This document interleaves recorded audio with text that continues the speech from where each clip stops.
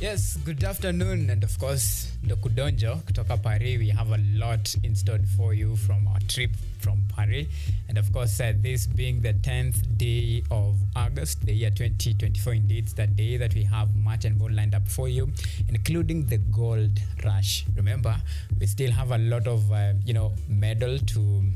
medals up for grab, and some of the fields it's where actually Kenyans have really specialized. I'm talking about athletics. We still have the 5,000 men's final, we have the 800 meters men final, we have 15,000 women final, and of course we have the women marathon.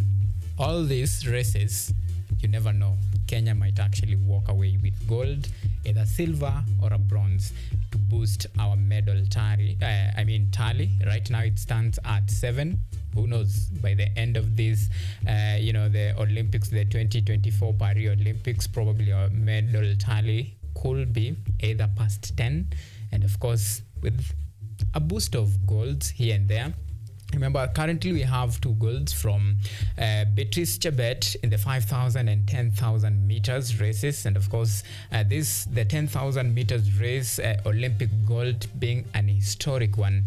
It is the first time Kenya has won that particular medal in the Olympics, in the women 10,000 meters Olympics, making history. Beatrice Chebet making history, and she will go down in the honors of history as the first Kenyan female athlete to have ever won a 10,000 meters Olympic gold, and in the process the third woman to actually bag a double 5,000 and 10,000 meters race. That is a quite achievement, a tall feat, and of course and motivation and inspiration to many athletes to actually aim higher and of course bring this kind of result home, and even more medals in the future athletics, be it Olympics, be it the World Athletics, and any competitive athletics championship that from here and of course in the coming days that Kenya will take part in.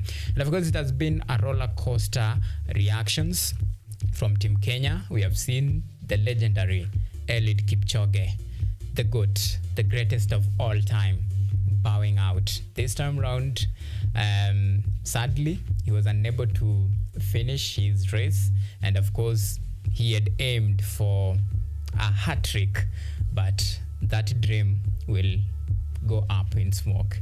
And of course, be it as it may be, the results of today, but Kipchoge is a man that is well known for these long distance races. He has set records, broke some, and even bring Kenya glory, and even raising the Kenyan flag high in the international competition. And even as he bows out today, he will go down in history as the greatest marathoner of all time, at least during our era, the modern era, and of course that what he will be remembered for. But on a lighter note, however, Benson Kipruto has won Kenya medal, that is the the bronze medal in the Paris 2024 marathon. And we still wait to see what will happen. Remember, this is the man who has run the fastest time this year, and of course this time round many had hoped that he will surpass his previous best time that he set this particular year, but as fate has it, he settled for bronze in a race that was won by Tamrat, that is an Ethiopian who actually broke the Olympic record, and that is quite a very interesting aspect there in Paris. And we still wait to see what will unfold as we prepare for the remainder of the races that are yet to be concluded. And of course, remember, the curtain will be coming down tomorrow, and the last race will be the women marathon that is lined up for. And of course we have our team, the compatriot from Kenya. We have the likes of Helen Obiri will be eyeing for this. We have the Lekedi in the same race will be eyeing for glory, and of course they'll be coming up against one of the best marathoners. I understand Sifan Hassan will take part in the marathon, and of course this is athlete who has actually dominated the field, and she will be eyeing her first Olympic marathon crown. Same case with Helen Obiri. And of course, that is a track. But remember, we have seen a lot of changes in this, and it has served as a wake-up call to some of athletes, and one in particular, Julius Yego. And of course, he had a very specific message to Kenyan athletes and even the stakeholders and the government that it's about time now we shift our tactics and focus on sports development, the changing trend in terms of the embracing of technology, because times are changing, and it's just prudent if Kenya can actually live up to the standard. According to his view, maybe that could be the reason why we have seen some of the races that predominantly has been ours, the Kenyans, to take. We have seen being leapfrogged from 3,000 meters steeplechase, now being dominated by the Moroccans. Races that were, predetermined for Kenyans. It was actually ours to lose. Some, like the 800 meters women race, we have really struggled in the 10,000 meters race for quite a long time. That is for men, and of course even in the 3,000 meters steeplechase. So this is a wake-up call, and of course it's something that probably it's about time that Kenya change its tactics, training, and of course embrace now the modern way of doing things, the modern way of training, if at all Kenya want to be competitive in terms of reclaiming the lost glory in these particular races. And that is a clerical call that Julius Yego had to issue after he was eliminated after finishing 5th in the final of javelin, and of course throwing a personal best of 87.57. That is a season best for Julius Yego. But regardless of that, there were very critical lessons that he learned from Paris, and he hopes that even the government, the athletic stakeholders are carrying those lessons with them even as we bid the Paris 2024 Olympic Games bye-bye. That is a critical lessons that we need to learn. And there is another worrying concern. When you look at the women 3,000 meters steeplechase race, it was won by Yavi. This is another Kenyan, but has changed nationality to Bahrain. And that was quite a very, dramatic scene at first, to see a Kenyan winning against a Kenyan and carrying another flag, but she's a Kenyan. And that is really pained a lot of people, and it raises a lot of concerns in regard to this. What are we not doing right? Why are we not keeping our own? Why are they not representing Kenya? Why are they not proud of their motherland? Big question, right? And of course that is something that we'll be taking a look at that later on, as we even take you through the 360 clockwise the Paris 2024 Olympic discussions, just to bring you up to speed with what you know, where we stand as a nation right now in terms of medal tally, where we are, how are we faring on, how has our performance been so far, and of course quite intriguing aspect that will be unfolding, and of course the surprise results that we received today, and of course even heartbreaking news about Kipchoge not sprinting to the last stretch. Well, we have much and more lined up for you, but don't forget, today we have FA Community Shield, that Manchester City and Manchester United, of course, they will be taking part in that. And of course, it's a face-off. This is a curtain raiser to usher in the beginning of new season. Shall I say the beginning of a new era? Because a lot of teams have actually marshaled their numbers, a lot of signings here and there, trying to do a few adjustments, bringing in new players, releasing some. And of course, it's quite a new season with a lot of expectations in terms of, many teams, be it Chelsea, Manchester United, Manchester City itself, Liverpool, who have been very dormant in the transfer market. And of course, these are some of the things that we'll be taking a look at. Beg your pardon, but this, Manchester City, when it comes to Community Shield competition, I don't know what there is something off about Manchester City when it comes to these Community Shield clashes. I remember last season, their clash against Arsenal, of course, they were beaten, and their famous victories just in 2019 when they played against Liverpool. So how will things unfold today? Remember, they are coming against a Manchester United side that is really having a lot of difficulties to cope up with the momentum, because majority of their players are nursing injuries. And of course, these are some of the things that will be keen to see how the event will unfold. Remember, their first match, of course, Manchester United will be the first team to open this season. Their first match is scheduled on the 16th of August, that is on Friday next week, and we'll see. Time will tell how event will unfold. And of course, I have my my very able panelist, that is Sam Metiaki, just to bring us up to speed with this, the whole Paris 2024 Olympic Games. Remember, this is where the epitome comes to light today. Remember, today we'll see how Kenya will perform, and of course, because a lot of finals are lined up for today, we have like at least 4 finals that Kenya will be taking part. Remember, the 15,000 meter race, that is women. We have 800 meters race for men.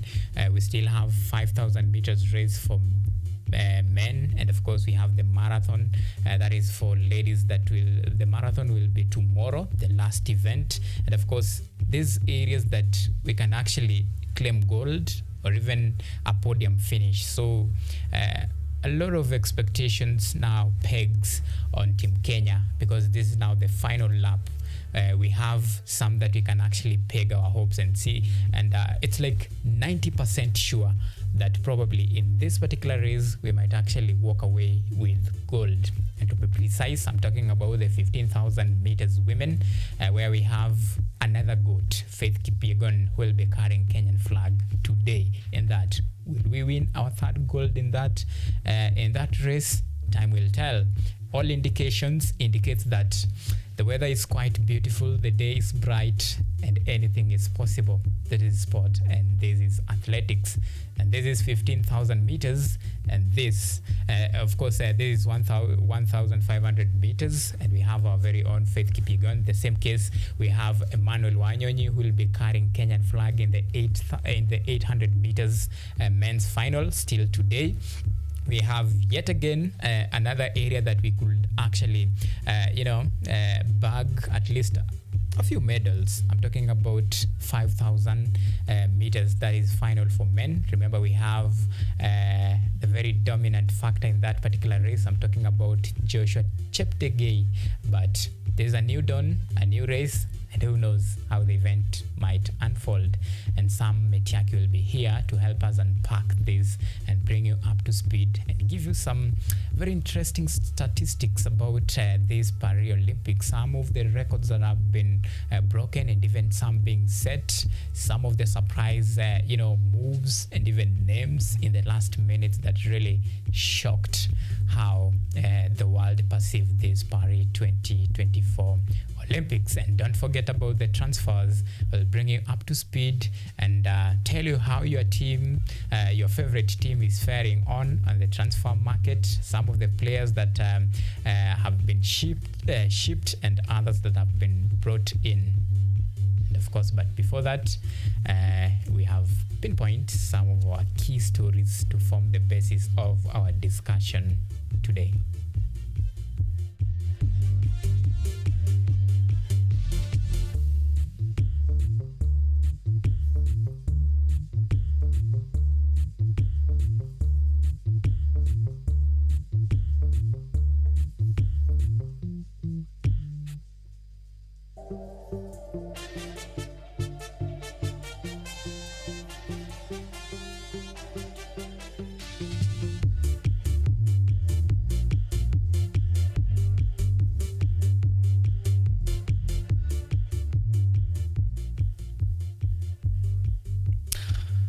All right, now, so we want to bring you to speed with some of the stories that we have actually highlighted, some of the stories that have been that form the basis of a lot of sporting activities here in the country. Now, Kenya settled for bronze in the men's 2024 Paralympics marathon behind Ethiopia's Tamirat Tola, who won sensational gold in the men's marathon on Saturday with an Olympic record time of 2 hours, 6 minutes and 26 seconds, and Bashir Abdi of Belgium, who settled for silver, while Kenya's Benson Kipruto won bronze, with the legendary Kenyan marathoner Eliud Kipchoge failing to finish his race. In another night of rejoice and jubilation, Pinchez Chebet won women's 10,000 meters race to win her second gold.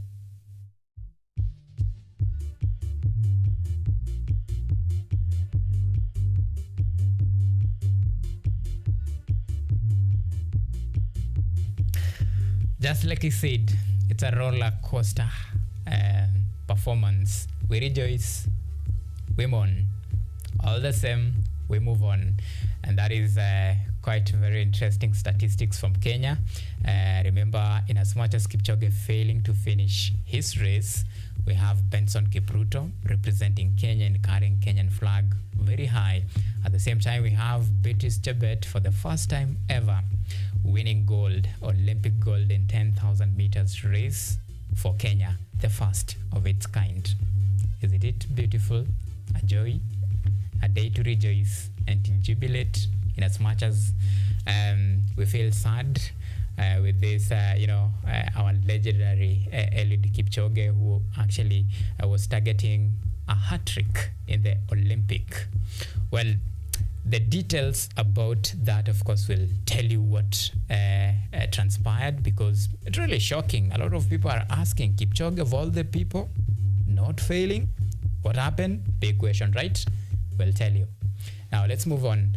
The 2016 Olympic silver medalist Julius Yego has challenged athletes and the country to rethink their strategy in athletics development. Yego threw a season best time of 87.72 meters behind Pakistani Ashad Nadem, who set an Olympic record of 92.97 meters.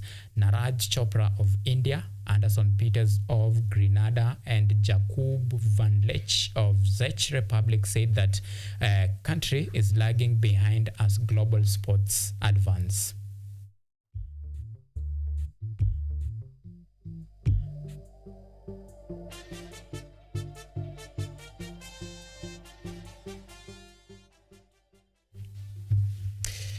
Well, I think Julius Yego might have actually, hit the nail on head. I think some of the results that the surprise result that we are seeing, like, let me just give you a very relatable example. 10,000 meters men final. Grant Fisher, an American, training in Kenya, challenging Kenya, and of course winning. At least he's settled for bronze, and people were like, Grant Fisher training in Kenya and winning against our very own. Well, that was actually an eye-opener, and actually it's about time we start now to embrace new technology, new ways of doing things, new ways of training, so that we can be up to speed and be on the par in terms of the level, and of course see how things will unfold. And this is something that stakeholders, the government, need now to change their tactics of doing things and now embrace the new norm, the changing trend in sports. All right, now let's switch gears to secondary schools game. Now, Bweka Boys High School has been crowned champions of men's rugby sevens in the Kenya Secondary School Sports Association 2024. Bweka defeated Vihiga High School 1914.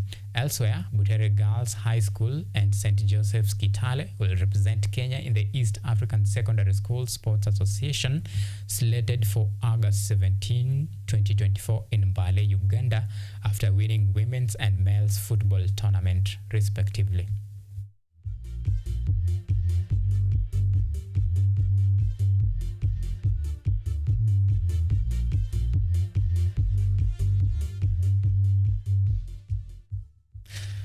All right, now that is where we see the fall of giants and the rebirth of the new kings reclaiming their spots and, of course, having a seat on the table as far as the big boys conversation is concerned. I'm talking about the changing trends and this secondary school sports games association, where we have seen the dominant names being fall and of course the new name emerging, and that is very interesting to see the caliber of the competition that this secondary school sports game bring on the table. And of course now this shows that we have a pool of talents, and if we tap on these talents, then the future could look brighter for the young sportsmen in our country in regard to this, the schools game, and even raise sportsmen and sportswomen who can actually compete in the global stage.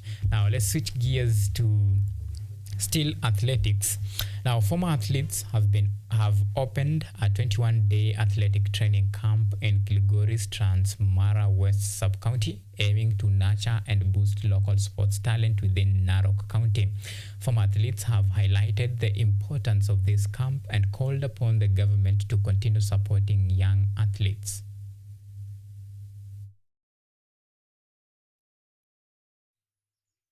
Former athletes in Narok County have opened a 21-day athletic training camp in Kilgoris, aiming to nurture local talents within the county. They have called upon the government to continue supporting young talents in the region. Speaking at Socio-Secondary School where the training camp is being held, Paul Keriako emphasized the immense athletic potential in Narok County, adding that the camp aims at developing young athletes from the region. The children that we were with them here, many of them has reached the national level in primary schools.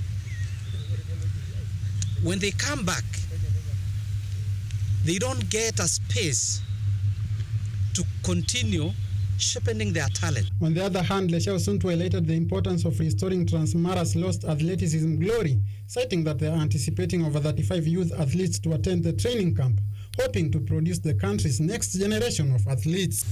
As a coach, I want to promise our people that I will do my level best to see that at the end of this season, as we enter into the cross country, at least 6 of my girls will be in the national team that will represent this country. Jackson Mushonkoi, one of the organizing members, urged the government to continue supporting young talents, expressing hope that his daughter, who has shown great potential, will be nurtured to become a future champion. Sam Metiaki, KUTV Sports.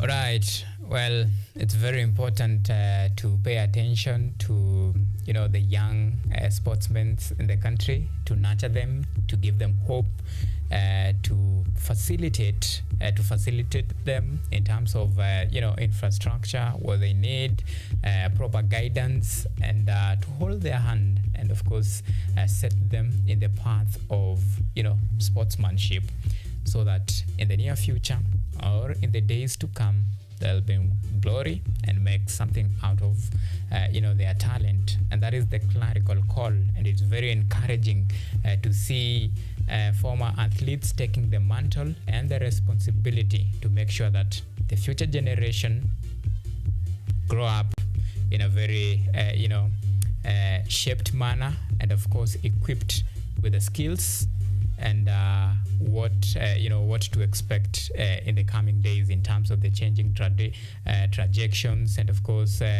aligning their visions and shaping and of course passing down the mantle and even the torch and skills that is required to navigate through these uncharted waters of very tricky athletics, especially if you're left alone. That is quite commendable for what these the veterans are doing. Now let's switch gears to some football action.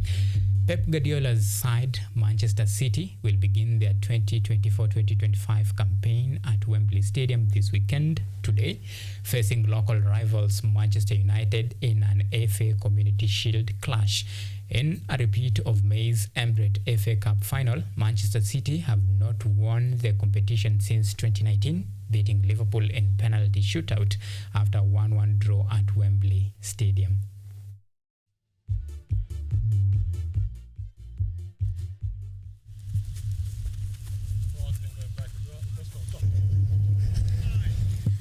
It is.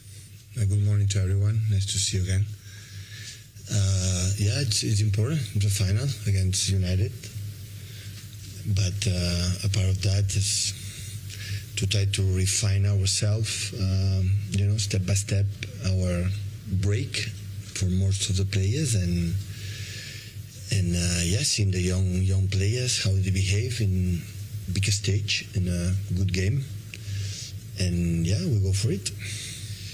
All the players came back, and England players and Rodri will come back next week. So we would like to give them is what it is. And about thinking schedule is better. Don't think about the schedule. So let's don't see the picture. Is what's next? Training session and step by step. So otherwise oh my God, what is going to happen? So it's just step by step, next game, and try to be smart enough to the training the right amount of time. So be fresh in your mind, so fresh, rotate the players as much as possible and game by game, and we'll see what happens. Well, that's Pep.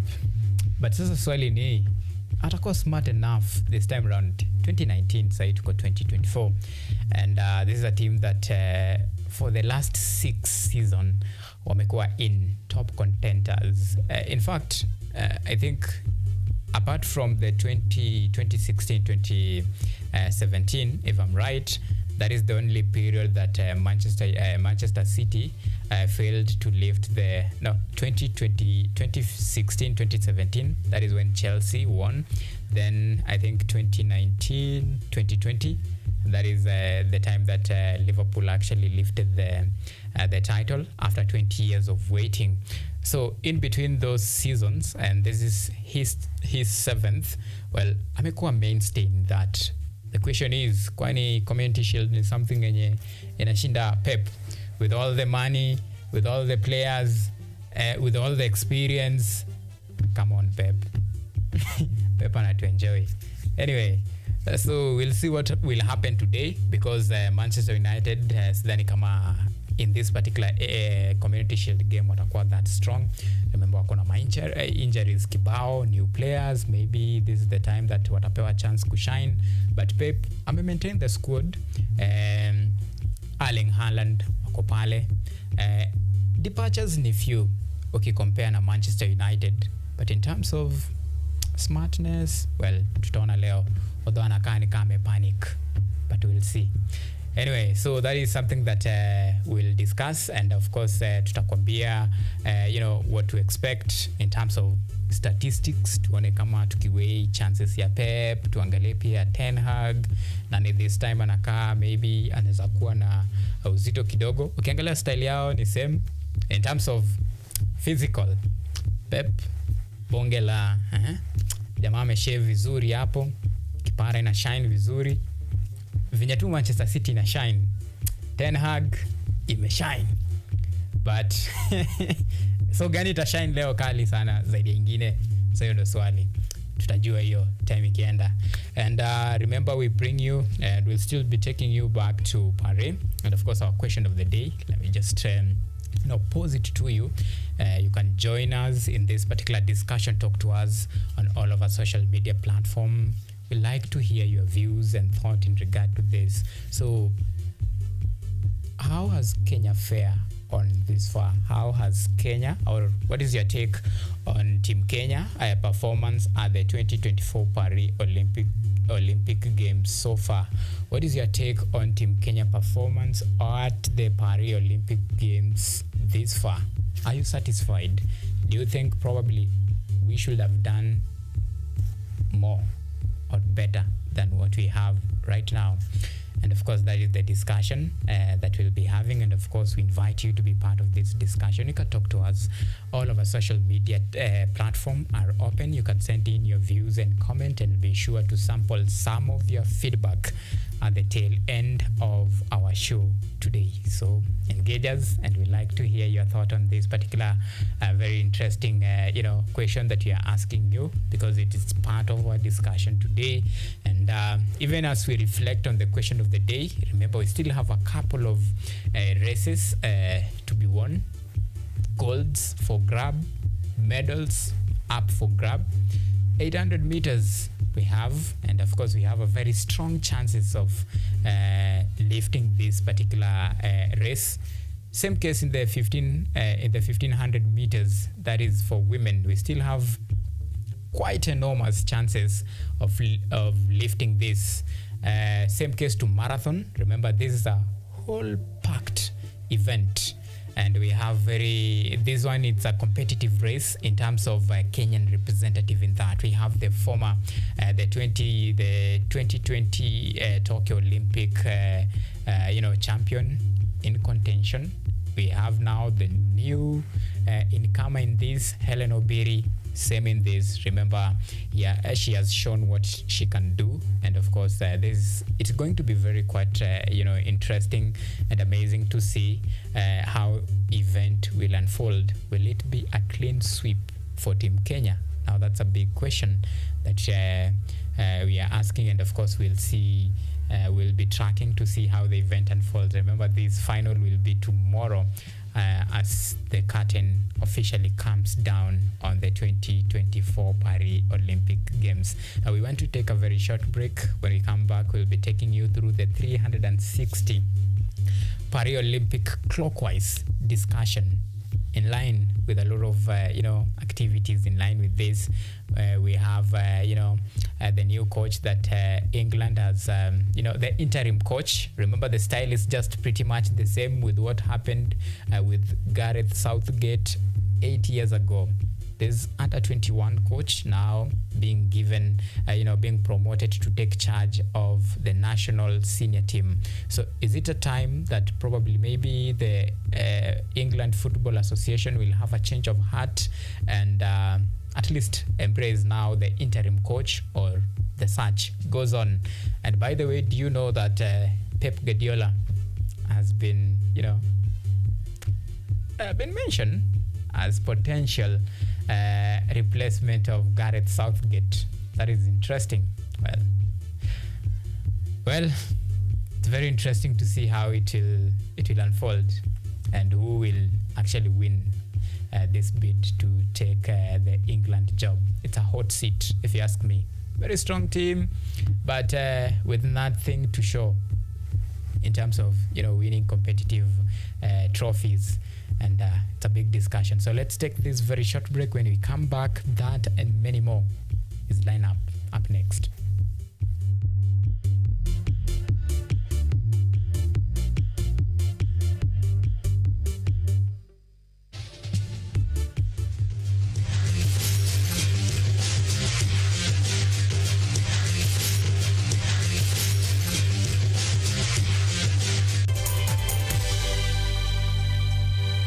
Are you an aspiring media practitioner, a graduate, or you just want to advance your skills in television production? Then welcome to Kenyatta University, where education meets innovation. KUTV, the premier university television station in Kenya, is now offering short courses in TV studio, field technical operations, and video editing. Through these courses, you will acquire hands-on skills on camera operations, media production, lighting techniques, audiovisual editing, and sound and visual control, and how to operate key equipment in modern TV control room. Enroll today at KUTV and discover your full potential in cutting-edge TV broadcasting. Graduates of these courses will receive professional certificates. For more information, visit our offices at KUTV Studios or call us on 020-870-4252 or 020-870-4255 or SMS us on 0739-110-544. KUTV, a new experience.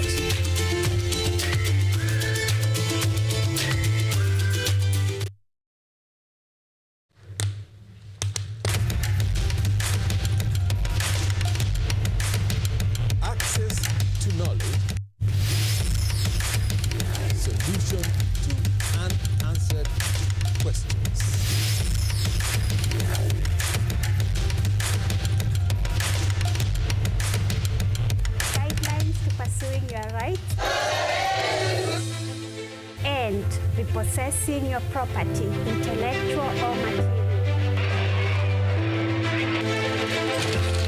This and more only on Law Matters.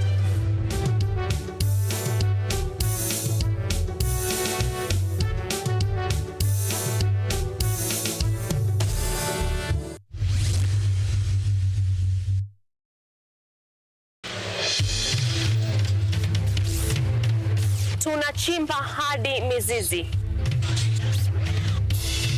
kukuletea yanayojiri. So mimi naomba tu serikali yetu ya Mungu ibarikiwe na Mungu iweze kuteremsha bei ya mafuta Yanayokukumba tuna maizi, tunakutetea sisiri. Ukweli ni speciali tukikupambia makala ya mwanamke mwake. Utasema hupendi mizizi ya habari. Nami Caroline Kimweli.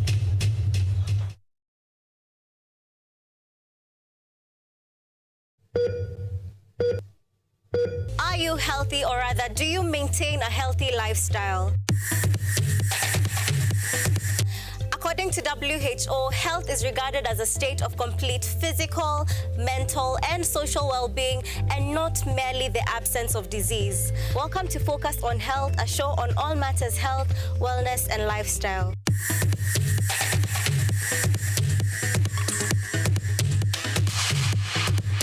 On this show, we cover a wide variety of topics inclusive of, but not limited to, dental, optical, mental, reproductive health, and so much more. Join me, Joy Bofenda, every Thursday at 7:30 p.m. on KUTV for compelling insights and discussions on all matters health. See you then. Focus on Health, your weekly dose of health and wealth information on KUTV.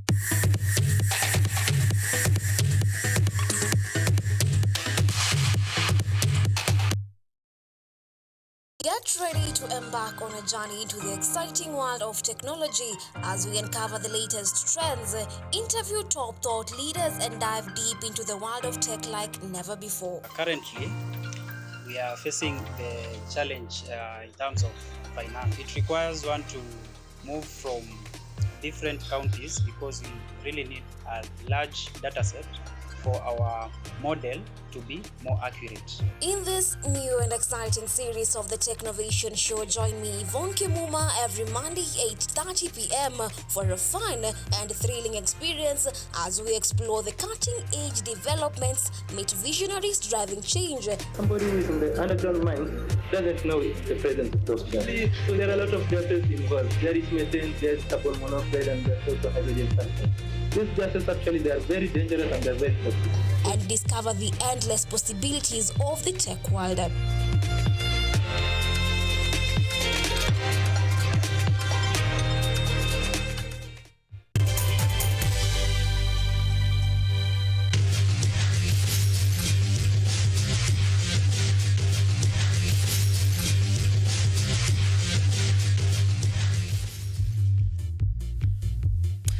All right, welcome back, and this is the second segment of On the Sports Show, and this is where we take you through some of the discussions, and it's a review actually, and I want to take you to Paris. Sijui kama uko na fare, lakini this is a free ride, just to bring you up to speed with what is happening currently. Remember, this is the second last day of the Olympic Games, the 2024 Paris Olympics Games, and we have, at least by now, we know who has won what, who is yet to win what, and how the the medal tally looks like. How is your favorite country, favorite athletes are faring on, who has won, who has pack and go home either in a good mood or disappointed, and of course, are you personally happy about your team's performance? I'm talking to you Kenyans. Are you happy? Are you satisfied? What is your take on Kenyans' performance in regard to the 2024 Paris Olympics? Big question there. And of course, a lot of intrigues, interesting records setting, setting records, breaking others, and of course, Africa rising up to the occasion in many races that many people thought that it was not actually possible. The same case even, the Europeans rising up to the occasion, challenging Africans in races that predominantly were theirs to lose. And of course, like they say, maybe Africa lost their races. Same case to, the big boys in the short races, some actually surrendering to Africans. So it's a day of joy, a momentous joy for Africa as a nation, for Kenya as a nation. And at the same time, it's a sad day for Kenyans, Africans, in some of the races that we are known, that actually we seem to be struggling to make a mark and actually make a podium finish. And of course, to help me take you through this mixed discussion is a man who has been at the core and center of these Olympics Games, following closely, and is very well knowledgeable in this particular area of field. And of course, I'm glad to introduce the man, Sam Metiaki. Yes, I'm so pleased to be here once again. I get to do this show. Nimekuwa nikifuatilia activities hapa na pale. Team Kenya. Unaongelea Team Kenya. Naangalia jezi umevaa, niko like, where is your patriotism? Jezi tu nimevaa nipige luku. Lakini team ni Team Kenya. Tumekuwa nyuma ya Team Kenya. Tumefuatilia, tumeona activities zimekuwa zikihappen. Na kumekuwa na, of course, kwa kila situation there are good things, there are not so very good things, but all in all tumetry. I think tumejaribu, but hatujafikia ile kiwango sisi huaga tuna expect. Okay, Ada, before tuongea about expectation. Yes. Well, 7 days inakuanga long time. And yes. In athletics wanasemanga, every minute, every second counts. Yes. But I want to know, wiki yako imekuwaje? Wiki yangu imekuwa fiti. Kumekuwa na activities mingi. Na lakini mostly nimekuwa tu nikizamia hizi stories za Olympics. Tumekuwa tukifuatilia every day. Nasema tumekuwa na wiki poa. Other than results, pia kumekuwa na exciting results. And our question of the day imekuwa like, what is team, or rather, how do you think maybe Kenya has fared on this Paris 2024 Olympic Games? Maybe wacha nianzie hapo. Nadhani pengine performance ya Team Kenya, especially kwa hii Paris Olympics Games, the races yenye Kenyans wame take part, some yenye tumeshinda, some tumekosa ku live up to the expectations. Unaweza sum up, like how can you sum it up probably in one word? In one word, nasema imekuwa disappointing. Imekuwa disappointing, although not entirely disappointing, but largely disappointing. Team Kenya tulikuwa na a lot of expectations. Kuna races tulikuwa very dominant in the past. I think ile kitu naweza sema naona kama Kenya tumeingia ile place inaitwa comfort zone. Where tumeanza kufeel kama ni Kenya tuko kwa hii race, even if ni preparations tutafanya tu zile za kawaida, hawajaenda ile extra mile. Na nadhani hiyo ni wake up call kwa Kenyan athletes in general. I think wanafaa up their game in preparations, na pia wa catch up na time. Unajua kuna hiki tunaona kama hiyo comfort zone imetuweka, bado tunafikiria kama 4 years ago, 3 years ago, which of course tunaona ni kama imetulalia this time round. Okay. Yes. Talking about now living with the changing times, yes. Embracing the new norms of how to do things, maybe adapting new tactics. Tutaongea about that, but for me I think kuna 2 things may happen and personally mimi ni shock, and sijui naweza express aje my emotions. I don't know, like because 2 of our goats, yes, I think something may happen, like sijui kama ni baridi ya Paris juu nasikia huko kuna venye pia unajua, alafu unajua umezoea kuona vitu zingine, alafu huko pia mambo inakuwa tofauti. Alafu pia nimenotice huko kuna highlands, hiyo place wanafanyia hizi races, it is a bit of a hilly area. So hiyo pia sijui kama naona kama imechangia in some way. Inaweza kuwa. Well, Omanyala, in the first heat, very awesome. Yes. Very fantastic. Kwanza in fact nikalikuwa na joke. Ka ease through. Tukaenda, well now, aka raise expectations ya many.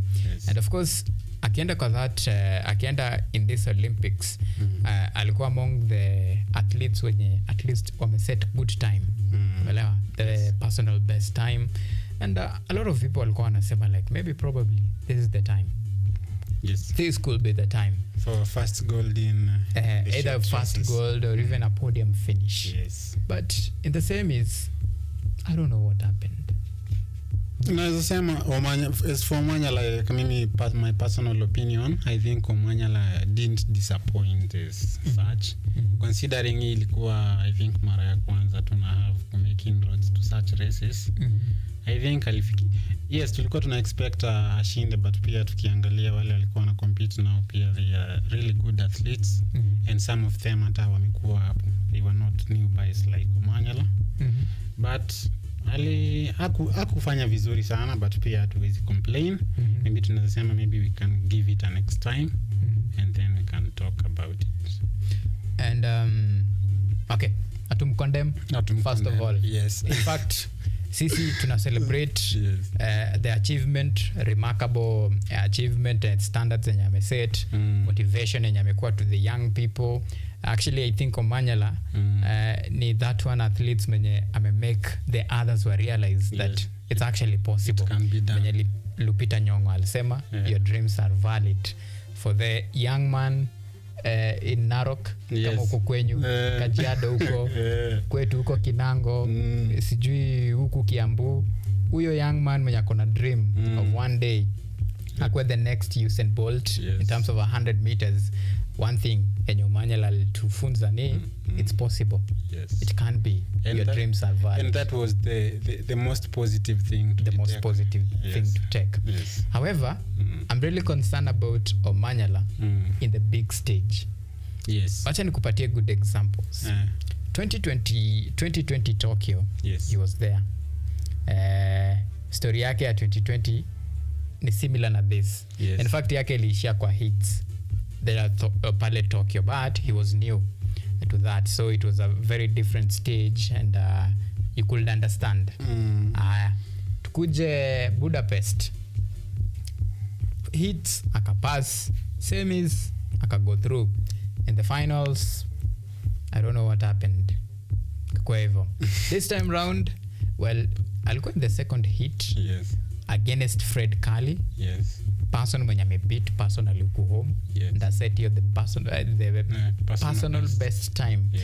Yeah, actually I think it's sub 10 the whole deal record of the fastest man in Africa. Yes. I'll beat Fred Curley in this. He'll go Kipkeino Classic. Yes. So there is nothing new under the sun. But I don't know what happens in that. You know, I don't know if it's the starting or the finishing. I'm not. I think a lot of Kenyans wamekuwa na hiyo. Unajua hizi mambo za sports, fan mwenye waga anaangalia kutoka nje anaonaga mambo ikiwa much easier kushinda mwenye ana participate pale ndani. I think me as a sportsman, as a sports journalist, naweza sema it's not easy, it's not that easy, despite tunaweza mwekelea hiyo tuseme Omanyala now has to do this. Tena hizi short races ina involve a lot of tactics, na hapo ndio sasa tungekujia what are we doing in our training, why are we lagging behind. Juu unaona sports kama hizi za Omanyala ni more tactical. So I think tunafaa tukuwe tuna employ very very recent tactics zenye zinatumika kwa world stage. In Kenya nadhani tuna lag behind, tunadhani hizi vitu tu zinafaa kufanyika, which inafaa to improve on. Hata hii Omanyala kupoteza hiyo race is still an eye opener for Kenya. I think tunafaa kuimprove. I think we have lagged up behind a bit. Ikikuja ni modernizing our training, tactics, facilities, funding na kila kitu. I think everything should change. Yes. So the message hapa clear ni so sahi tunataka gava invest kwa Omanyala. Yes. Imtafutie like good trainer, athletes wote by there tunaambiwa, all athletes, all good trainers, good training facilities, new modern ways of training, adaptation of new tactics, facilitations, better pay, motivation, refreshment, amani aje. Na hizo ndio vitu zinaweza tufanya tu perform. After all, hawa jamaa wana participate kwa hizi mbio ni watu tu kama sisi. They are being motivated by the same things that motivate us. Wanahitaji kulipwa poa, wanahitaji kufeel appreciated, wanahitaji kuwa respected. I think tukifanya hizo vitu tutakuwa tunaweka our athletes in a position where now we can demand results. Lakini hata saizi ulisikia hata Yego aliongea akasema some of the challenges wanapitia. Mbona Yego aseme hiyo kitu kwa media? Hiyo ni kitu angeaddress within Kenya. To solve as an internal issue. Akaamua isemee huko majuu. Isemee huko kila mtu asikie wote. Ndio ikuje huku na isisikizwe tu na Wakenya. Na isisikizwe tu na Wakenya. Na majuu. In reality ni kama alikuwa anajitetea. Anasema sisi hata kama Wakenya wanaweza kuwa wanaona tumeunderperform, there are things that we are also going through. Na tungependa ziaddressiwe. So I think before pia sisi kama Kenyans to demand results, I think pia tunafaa tuangalie mambo ya athletes vizuri. Especially Julius Yego actually hata hakuna any Kenyan mwenye anafaa condemn. In fact, ukiangalia in most tags anaitwa self-taught. Yes. YouTube man. Julius Yego. I understand hata kuqualify huko, kuqualify na kuparticipate javelin huko Kenya because of the ranking. Yeah. So that is a self-made man. I believe hata akiongea hivyo hakuwa anaongea akijirifa. Alikuwa actually ni yeye anajaribu kupoint out to the whole Kenyan the way that things are. The way things are. And yeah, that was an eye opener. I can tell you for sure, and it takes bravery to come out and say, hey, you know what, it's about time to embrace. You know, and I come up against people when you're gonna a lot of support. A lot of support. Technology in terms of investment, their respective government, Ministry of Sport, invest in sports science. And of course, and this is something that probably sasa tunafaa tuanze kuona instead ya kupeleka athletes pale Kaptagat kukanyaga milima kanyaga mlima na tunafaa to create na ujuzi virtual centers za kutrain zenye zina replicate hizo places wanaenda kuparticipate huko. I think hiyo ndio tactics zenye countries mob zinatumia. Hata kama wana replicate an artificial place yenye inakuwa na weather inakaa kama ya place hiyo wana participate. I think imechangia sana juu ukiangalia kwa hizi athletics zinaendelea saa hizi country kama Ethiopia imefanya vizuri sana. I understand Ethiopia is a very hilly place. Our athletes wao huwaga wana train kwa hizo milima. So walipoenda huko Paris wakapata ni the same, almost the same weather, the same. Yes. And there is this athletes actually in these finals of the marathon today. Someone like for him and I find like Paris to be home because the conditions when you go Paris is same na Tokyo where he comes from. Your Japan. And he was like, okay, this is pretty much like home. And I was like, kama Grant Fisher anaweza toka United States of America akuje Kenya aende Kaptagat atrain huko apate ile skills zenye Kenyans wana that feel the humidity and the environment, temperature, the hilly mountains of Kaptagat alafu aende kwa Olympics na compete against Kenyans wenye ana train na wao na wabit then it's about time mtu kama Omanyala aende United States of America a train 100 meters huko a share their resources facilities a meet wao na wabit. That is the missing point. I think that is very possible through easy exchanges za sports and our trainers especially recently tumeona kumekuwa na hizo exchange programs where trainers from other countries wanakuja Kenya pia trainers wa Kenya wanaenda kutrain countries zingine. I think ni high time sasa mpaka athletes tuanze kufanya hiyo benchmarking inaweza saidia sana, because now the world has become a global village. The world is no longer a place where we can say Kenya ni hivi, US ni hivi. Kenya na US, almost the same thing is happening. Yes. And now on a fair note, so far tumeona a lot of heartbreak inakuja from our male counterpart in 10,000 meters. Tuliambulia patupu. Today tuko na chance to redeem ourselves in the 10,000. Of course, bado the shadows and of course the ghost of Joshua Cheptegei still to hunt, because atakuwa among the contenders na anataka ku eye for a double. And I believe this is a race that with tactics tu mzuri, the timing and the finishing, tunaweza challenge hata kama si gold, but silver na bronze ni something you have to miss on that one. Yes, I think hapo tuko na expectations. Actually tuna expect hapo we bring something. Hata we Cheptegei, now that we know him, tuna expect our athletes wakuwe wamefikiria tactics moja mbili za kumneutralize. Na I think tunaweza tukapata kitu. I don't think Cheptegei stands to win that. Cheptegei is not there to win that. PSC yes, immortal. He's not immortal. Not invincible. He's not invincible. I think we can beat him. Na vile tu hii Paris Olympics imekuwa na a lot of surprises. I think we can expect. Tunaweza kuwa surprised. Okay. Considering hata last week I think tulikuwa hapa nikisema ile race yenye Kipyegon alikuwa na participate na Chebet. Hakuna mtu ali expect. Kila mtu alikuwa anasema we think Kipyegon will bring the gold. We think Kipyegon will bring the gold, but in the end it is Chebet, someone whom we didn't expect, mwenye ndio alimanage kutupatia gold. Na I think kutakuwa na surprises mingi kama hizo, because there are a lot of new things turning. Na vitu zina happen in a different way. Who do you think probably among now the men's side ako capable at least kuletea Kenya their first gold in the remaining races? We have the 5,000 meters, yes, of which finally leo tuko na 800 meters ya men. We have a very own Emmanuel Wanyama. Wanyonyi. Yes, Emmanuel kutoka Trans Nzoia. Na alikimbia vizuri sana by the way. Niliona vile alistretch alikuwa alifanya tactic nzuri sana.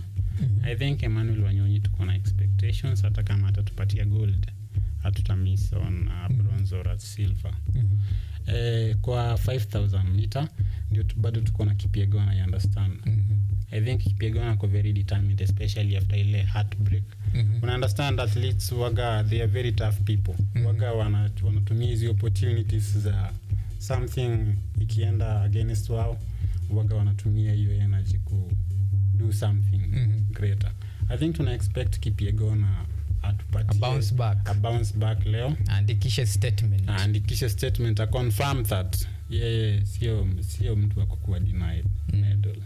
Lakini it's fair to say competitor wake pia kwa mchache. Yes. Ni mwanamke na nusu. Hako na competition. Sasa wale wanasema jana jike. Simba mwenyewe. Nilikuona. Nilikuwa nimekushow huyu ni hatari. Huyu ni hatari. Alafu unajua pia talking about ya kuwa hatari. Unajua ameandikisha historia by the way. Kwa hii race in the Kenyan history since the beginning of Olympic Games, 10,000 meters hiyo imekuanga ni something that we can only smell, come close to, but not feel it. Jana we feel, we have it, yes. We embrace and we can smile. Yes. Courtesy of Beatrice Chebet. Well, the rise of Beatrice Chebet. Actually, I may take over from Helen Obiri. Remember Helen Obiri alikuwa to represent in these races. Yes. And in her industrious and lavish career, never has she won Olympic gold. Yes. The best amefanya ni silver. Yes. And now, youngster with a lot of promising future ahead. Yes. 5,000 akabag, 10,000 ndo yake with ease. Yes, with ease. Na hiyo inatuambia hawa ndio this is the next generation of athletes wenye hizi vitu zenye hazijaenda right this time round. I think tunafaa kuchukua hiyo opportunity kumenta this kind of athletes, maana hawa ni watu watatuletea a lot of medals even in the future. Yes, so I think it's a good thing that tunaona young athletes wanatokea na wana offload our the big names wenye wamekuwa hapo, na ina create challenge poa sana. Kuna athletes wengi wanajaribu come up, wanaona it's possible. It's possible. Get up there and break through. Yeah, and actually like the transition. Well, with the exit of Hellen Obiri, remember Hellen Obiri, her last Olympics was in Tokyo 2020. From there, now I transition out to the long races, now the marathon. And from there, the big question was like, nani ata fill the gap? Yes, yeah. Then Faith alikuwa like the great Peter Drury usema, close your eyes. I never left. Somebody akakuja. Yes, motivation, great motivation. So tukaona like new things. Now in the 800 men's, since the great Rudisha retire, I think another future maybe another take up the mantle, maybe it's the youngster. A transition from under 20. Sasa tunaona in the seniors anafanya vizuri. In the World Athletics Championship there in Budapest, aliwin silver. Very close to gold. I don't know this time trajectory yako. I think this time akona potential. Tunaweza hatuwezi write off, he can actually go for the gold, but mimi as a person I think nitakuwa sawa hata akitupatia bronze ama silver. Maana bado akona time ya kubuild on that. Na akiendelea hivyo atakuja kudominate hizi races like Rudisha did. Yes, and the other thing nilikuwa naona our athletes, most of them wanna come from like wako concentrated on from a particular area. Lakini tunaona saizi vitu zinaanza kuwa different. You can understand kitambo watu tunasikia kama Wanyonyi, kuna athletes kama Wanyonyi ana participate kwa races, wanaenda kutu represent. Saizi tunasikia wako kuna huyo hata huyo ana represent Bahrain, anatokea Ukambani. So unaona Kenya pia sisi ni kama tumefocus hii kitu ya athletics sana Rift Valley, tuna concentrate tu hapo, na nadhani tuna miss out on a lot of talents from elsewhere, from Transmara, from Ukambani. I believe at Upper Central, Samuel Wanjiru was from Central and he was quite a good athlete. Na tuko na Mary Mora from Kisila, 800 meters, the dancing queen. Inawezekana. Kumaanisha kuna shida mahali. Kwanza huyu bana alishinda 3000 steeplechase bana. Huyu wa Bahrain.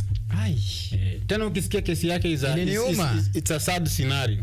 And it's even embarrassing to other nations out there. Eti huyu alikuwa anataka kutukimbilia, but some guys, selfish guys, wana demand bribe from an athlete mwenye anatry tu kumake it, anatry kunini. And then akaenda sasa hizi we are embarrassed all of us. Wewe kwanza embarrassment kubwa mimi kwanza ilikuja after amewin. Uliona celebration mtu wangu? Scream. Uko like come on. Yes. Siacha urumia your motherland. But Wakenya wanamuaccuse of being unpatriotic. Atambui, lakini sasa you can't blame her because kama alikuwa anatry to make it, but unatry kumkanyagia chini, then akapata opportunity, a country yenye maybe ingemembrace and like mwambie in as much as if you just go exploit your full potential. Yes. And by the way, yes to Olympic champion, alikimbia cassette record. Na hata yeye ni bado ni World Athletics champion Budapest. And I understand she is very young. Kwa hivyo hata to challenge for quite some few years. Tutafeel hiyo pain ya kulose our athletes wetu very very. And talking about losing our athletes to other nations, other countries. What is not happening? It's the management. I think it's the management. Me bado na believe by the way kwa hii management yetu ya athletics there are a lot of corruption. I think there are guys who maana hata ukiangalia concentration ya our athletes kila time wanafanya hiyo, wanachukua athletes. Uwaga wanachukua athletes from a certain region, a lot of athletes. Then from other regions ni ngumu sana kupenya. You will understand that in Kenya kama wewe una come from other, you hail from other regions. Sio rahisi wewe maana kujiandikisha kwanza kwa hizo border, I think you need some money, you need what. Now na kuna hiyo aspect ya kujuana, and that is where the problem comes in, because na hiyo aspect ya kujuana, then wale wanajuana tu wanajuana. Wewe mwingine hata ukikuwa na talent, you will have to struggle to get in there. But it's high time, I think, after hizi Olympics kama ni possible, hii body athletics inaweza fanyiwa overhaul to bring in new management na new team, kila kitu ikuwe new na funds zialoketiwe. Then kitu watengeneze camps, training camps kwa kila county. Sio watengeneze tu camps Eldoret, watengeneze tu camp Nandi. Let them create the camps hata Central, hata Murang'a, hata wapi. I believe kuna athletes all over. Maana hata kwa games za high school kuna kuwaga na kila region kuna kuwaga na very good athletes. But where do these people go? Watu waga dreams zao zina die. Maana ya hiyo support. Yes, you are an athlete. Uko hapa Central. Lakini hapa hakuna mahali ya kutrain. There is no training camp hapa. Hakuna coaches, hakuna anything. Sasa kama unataka kutrain, you will have to make contact with someone in Eldoret. Ukiwa hapa Central, kama wewe unaishi hapa, ni ngumu, utaenda huko kukaa na nani. That is another cost. Makatel. Kwanza nilisikia new sports Kipchumba Murkomen. Yes. Alweka on notice. Na we'll make it personal. Yes. Yeah. To make sure like whatever alisema hapo, because now ashakuwa approved, that we'll follow it to the latter. Yeah. To make sure like where accountability questions inafaa kuulizwa, we'll ask. Yes. Na tuna demand that it's now about time. By the way, hakuna excuse hapa sahi. Hakuna excuse. Ni sahi fagia nyumba, tuone accountability, na bajamaba na wasikwe talents zisikwe zikikanyagiwa. Because hii ni pesa yetu. This is the taxpayers money yenye inatumika. Mbona isitumike vizuri? Watu wanaenda kukimbia. There is a story that you did about talent development. Yes. And actually when you look at what at least now veteran athletes are trying to do, that is a noble cause. I don't know kama maybe tunaweza tena pitia hiyo story tuone that tukiongea this is what we want. Ile ilikuwa ni small effort yenye unaput, but imagine sasa that effort ikuwe now amplify, alafu ikuwe replicated in every corner. And it's an example on a set. Something can be done. Wacha tusikie story. Okay.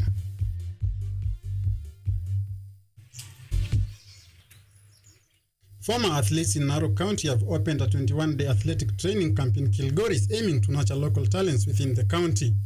They have called upon the government to continue supporting young talents in the region.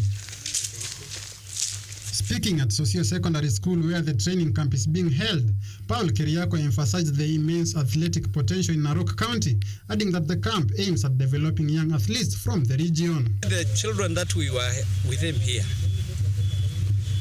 many of them has reached the national level in primary schools. When they come back, they don't get a space to continue sharpening their talent. On the other hand, Leshao Suntu highlighted the importance of restoring Transmara's lost athleticism glory, citing that they are anticipating over 35 youth athletes to attend the training camp, hoping to produce the country's next generation of athletes. As a coach, I want to promise our people that I will do my level best to see that at the end of this season, as we enter into the cross country, at least 6 of my girls will be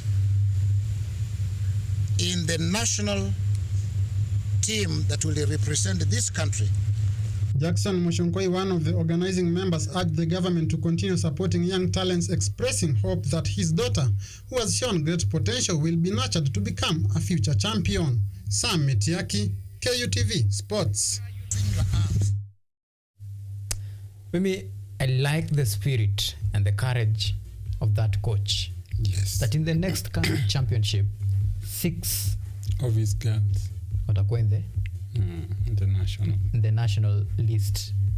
Well, hii ina highlight tu hiyo place imewachwa nyuma, mpaka former athletes ndio wanaamua kuchukua personal responsibility. Kwa Kiswahili tunasema wamechukua sheria mkononi.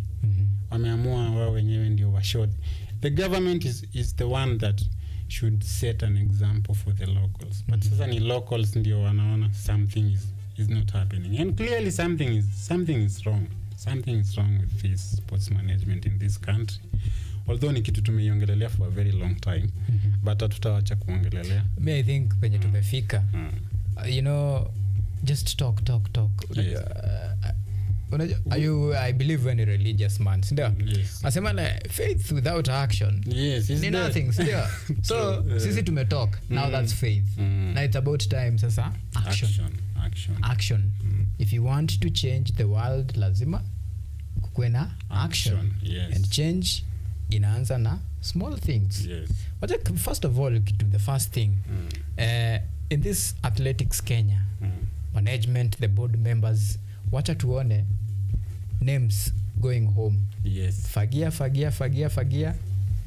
tuanze. Yes. Because like how dare you, mtoi huyu ni superstar, the future. Yes. We hata ujui, unamwona leo labda amekuja amekimbia amehema, who knows about tomorrow.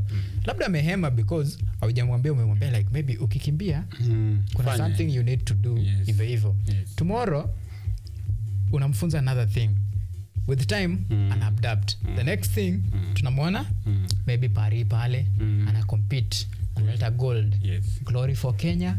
Yeye mwenyewe personally life yake ina change. But akikuja like unamkanyagia chini, ita happen aje? Haiwezi happen. Na hiyo tu ina highlight mimi kama mmoja wa watu wanatoka eneo Masailand. Naweza kwambia in our community, athletics, we have a lot of guys who can really do well. I think Rudisha kutokeaga ile time haikuwa coincidence. Rudisha kulikuwa na wengi kama Rudisha, na I believe kuna wengi kama Rudisha. Ni chance wapewi. Athlete haiwezi tokea tu mmoja eti hiyo area amekimbia tu alafu that is it. No. Kuna in fact wewe umesema wewe kama Masai. Yes. Kuna hiki kitu kingine nilicheki pale Paris. Yes. Unachukua mkuki, unadunga. Hiyo ni culture, hiyo ni part ya culture yetu. The reason atuoni wa Masai wakirusha javelin huko ni kwa maana ya hii hakuna mentorship, hakuna nothing. There is nothing. Na hiyo tu inakwambia the extent of vile hii sports management in Kenya inakuwa managed very poorly. Tunaweza tapata into vitu zina connect with our own identity. Tunafanya kama wakale wanakimbiaga naturally. They are not being supported a lot. But hata support wanapata ni kwa maana ya hiyo the cultural aspect. I think ni high time tuangalie. Niliona huko kuna michezo mpaka ya kurusha mishale. We have a lot of campers who wamefanya hizi vitu kutoka wakiwa wadogo. Ina happen kwao naturally. Hata hizi za kushoot, there are a lot of guys who are doing those things. Wamefanya kutoka wakiwa wadogo. It's natural. Lakini hakuna platform. By the hata wakale naona mishale pia si wachache sana. But sasa hizo vitu hazijakuwa embraced as part of the sport in Kenya. Ndio maana hata unaona sisi as Kenyans hizi achievements tunaweza kufanya so far. Tukiwa hivi. Me as a son from where I stand, we are really trying because we are doing it with a lot of inadequacies. Okay. Yes. That's a good one. Now, I understand that you want to take a look at probably the medal tally. Yes. Tuone like Africa tuone tuko wapi. Sisi kama Kenya tuko wapi? In as much as tuna struggle na mashida zetu, tuko wapi? Tuna inspire watu ama tu inspire. A reflection na itakuwa very sharp contrast between now the advanced countries, the likes of United States of America, China pale, Australia, France, the big five. Tuone like pia wanafare on aje na how can we maybe next time, because this is now it's done and dusted. Yes. Next time tunaweza improve aje on that and some of the valuable lessons that tuna learn. I don't know kama tuko na that the table. All right, so far United States of America actually ndo na lead in the in the medals table, followed by China.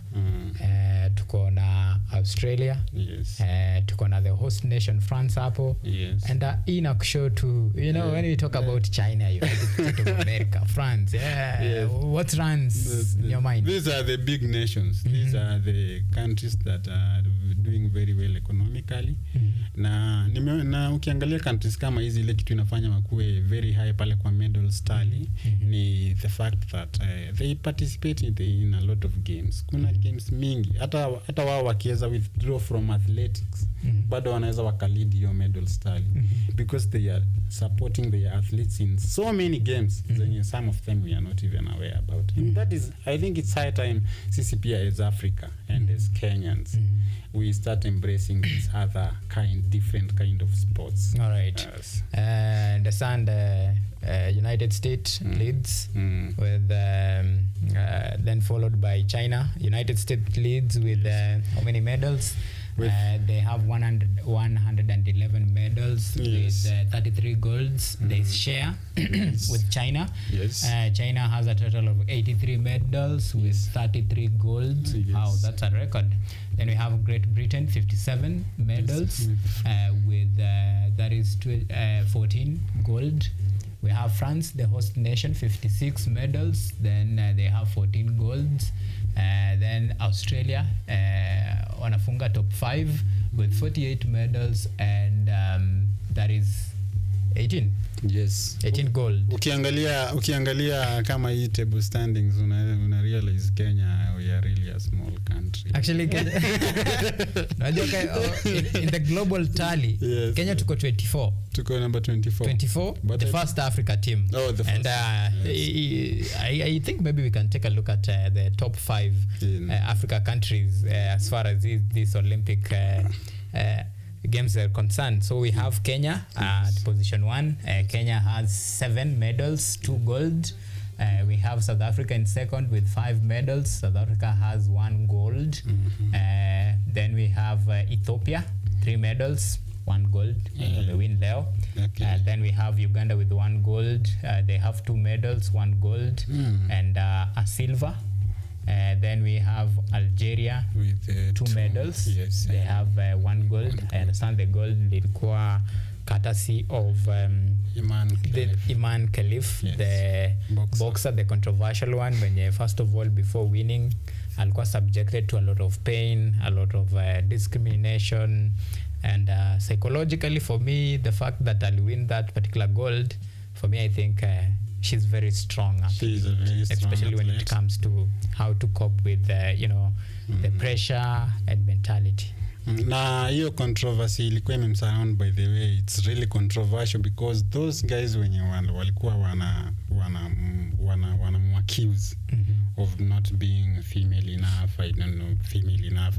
Those guys are still holding the narrative. They even went ahead and rewarded the Italian boxer who was knocked out.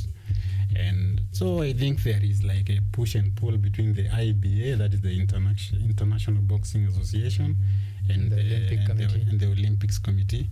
So there is a, I don't know, supremacy battle. The IBA is trying to say that this is what we think, and we will not accept.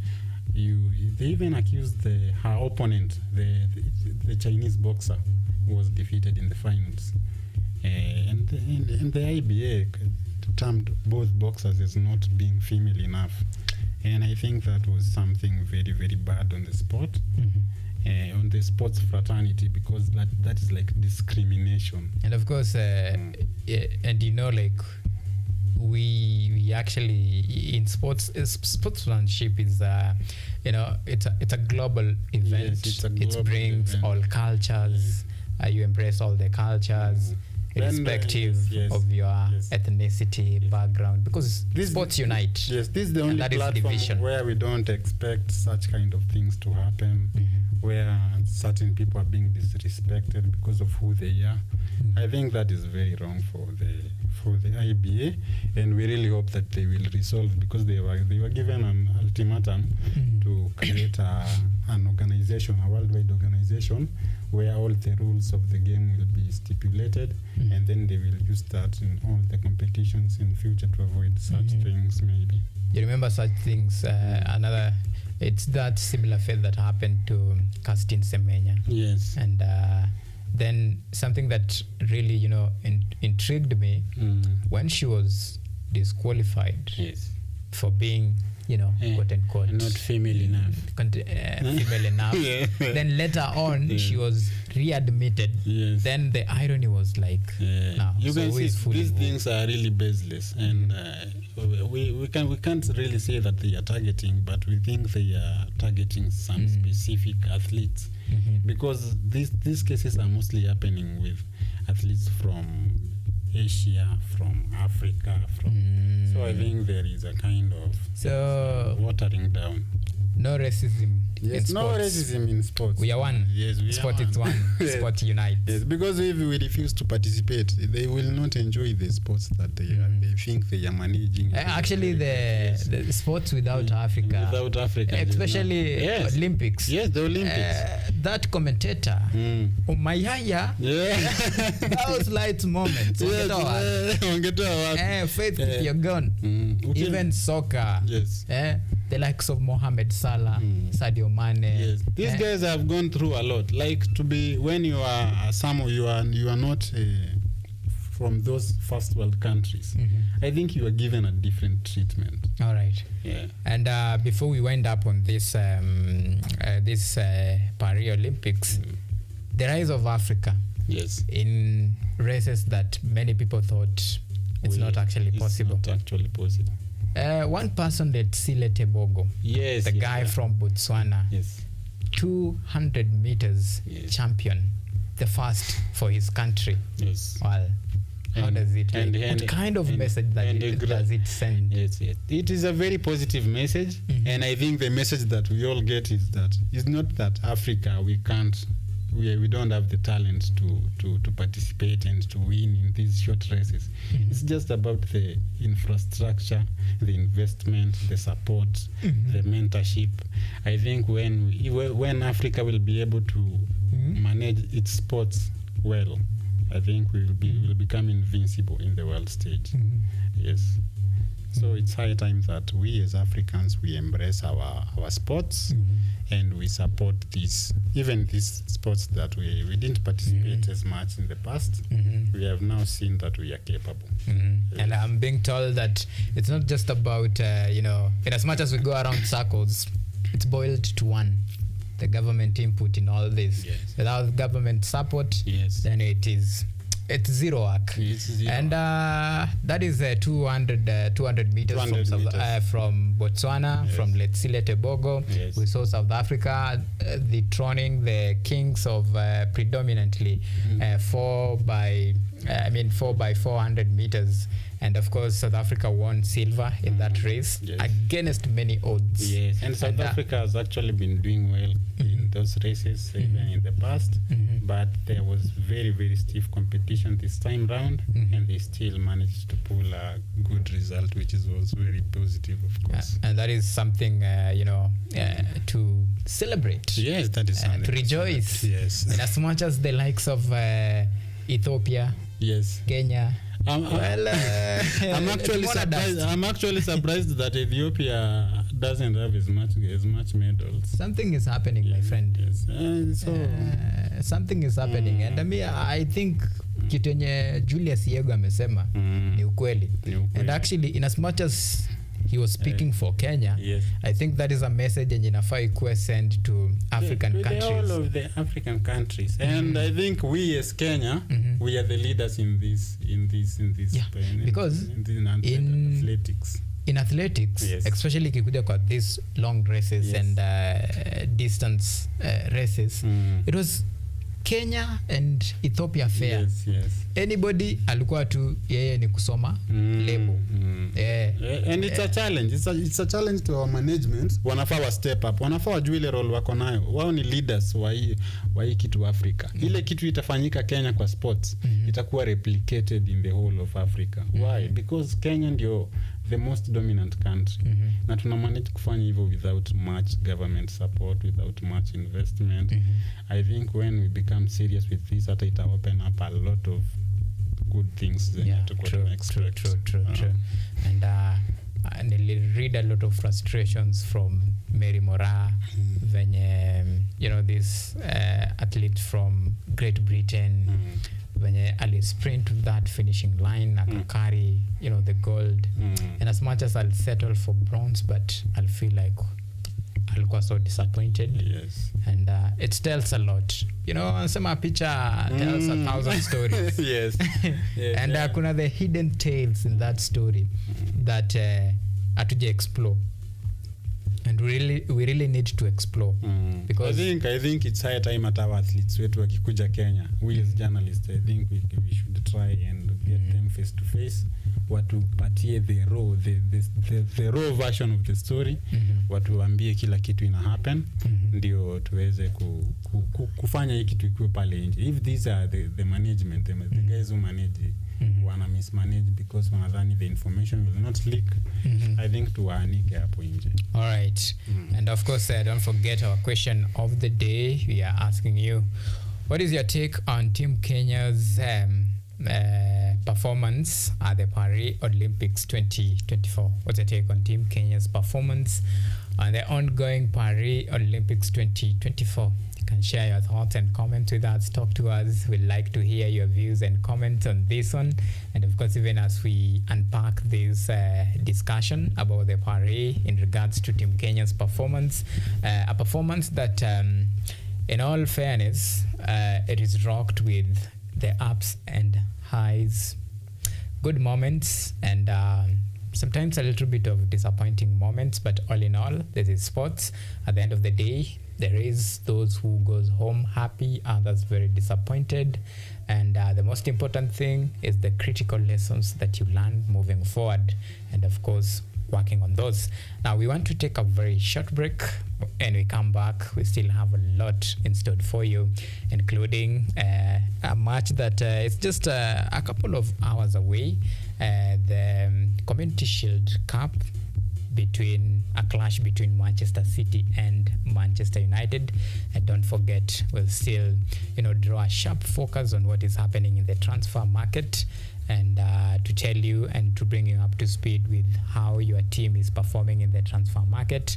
And the search for England head coach continues. But for now, we have an interim manager in that regard, given the responsibility to lead England in the upcoming European qualifiers that will actually begin on September, and that is the big responsibility bestowed upon Lee Castlees, the new coach.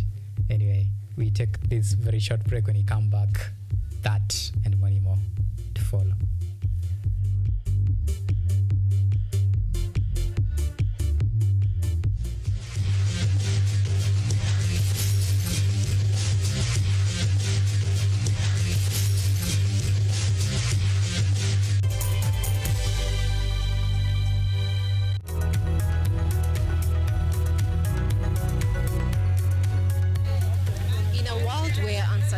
Looms and opportunities are scarce. It's time to break from the barrier and unlock your full potential. We must live within our means. We cannot spend money that we don't have. We will explore the fascinating world of investment, trade secrets, and entrepreneurship. Sasa challenges ziko mingi sana. Parking ya mzigo imekuwa mbaya. Unaweka pesa yako na kataa kurudi. Whether you're a seasoned investor or just starting out, we've got you covered with invaluable insights to help you succeed. Now, this year we have seen a rebound in the economy, which is well above the global average of the 3%. Join me, Anyango Sylvia, every Sunday and Monday on KUTV News at 9, and let's turn your dreams into reality.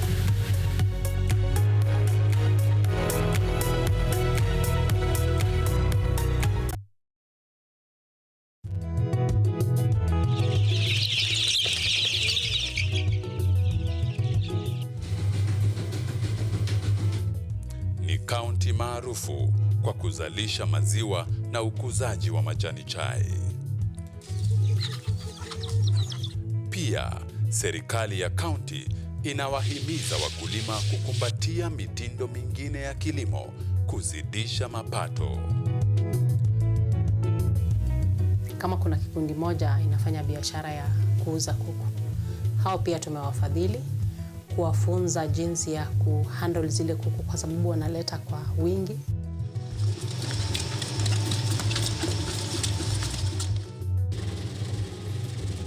Haya yote tunakuletea katika Boresha Kilimo, toleo la kaunti ya Bomet.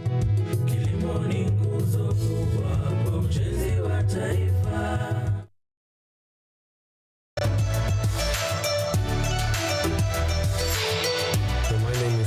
I'm Associate Professor in the Institute of Philosophy of Jagiellonian University in Krakow, Poland, and I'm the main coordinator of the Cafe project, which is being here hosted by Kenyatta University. My name is Eva Hudoba. I am a project manager in this consortium. Keep watching cutting-edge research at Kenyatta University Television.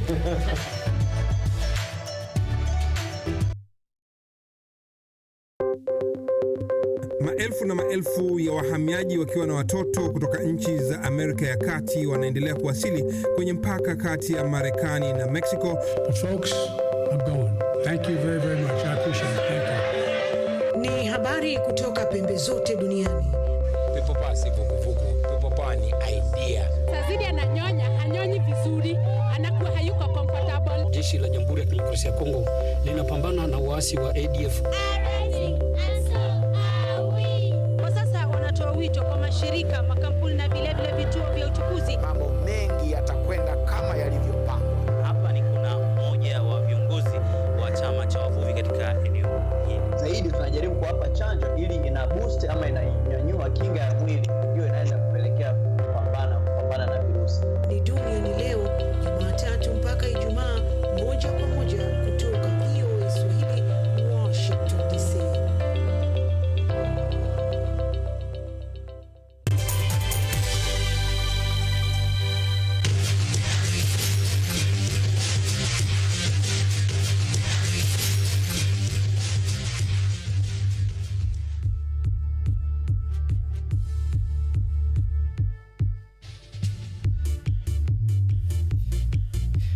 Alright, welcome back now to our third segment of On the Sports Show, and this is the last segment, and of course this will be switching gears and focus to what is happening or what will be happening in the English Premier League, that is Football Association Community Shield clash that is scheduled today between the Premier League champions, that is Manchester City, or should I call them the defending champions, Manchester City, against FA champions, that is Manchester United. It's a derby. This is, the city rivals. They know each other, and yao inakuanga surprise. Kila mtu anakuwa na surprise card. But in this one, statistic itself is very disturbing for one team. And watakuwa lucky in this one, but I guess it's because wanasema this is just a mere not a cup, kuna cup na this is just actually ni sahani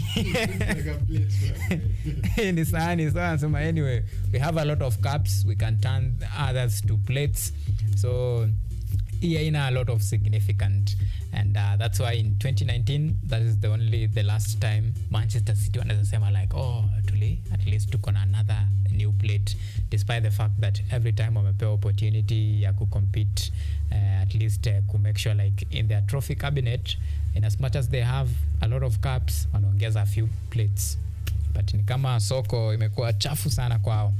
So today they meet their city rival, Manchester United, and this will set a climax. A lot of people wanatumia this Community Shield game to judge how the season will be, especially for teams that are seen to be front runners.